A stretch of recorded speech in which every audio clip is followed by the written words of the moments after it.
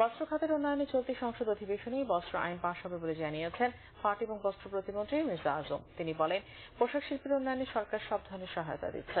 রাজধানীতে 19তম টেক্সটাইল এবং গার্মেন্টস শিল্পের 4 দিনের প্রদর্শনীর উদ্বোধনী অনুষ্ঠানে তিনি এসব কথা বলেন। এ সময় প্রশিক্ষণ এবং দক্ষ জনবলের মাধ্যমে আগামীতে বিশ্বে বাংলাদেশের তৈরি পোশাকের অবস্থান শীর্ষে যাবে বলে আশাবাদ ব্যক্ত করেন speaker doctor Shirin Sharmin Chowdhury.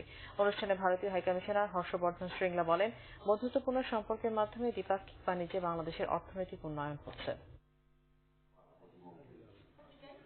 Expansion of our export basket and exploring new emerging markets and destinations is essential. We must also grow our own expertise in this area through extensive research initiatives.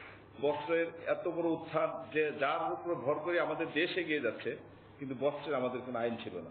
যাচাই বাছাই করার মাধ্যমে আজকে হয়তো পার্লামেন্টে আইনটি পাস হতে যাচ্ছে। Last year, 2017-18, Bangladesh's exports in ready-made garments to India increased by 115%. India is emerging as one of the fastest growing markets for the Bangladesh garments industry.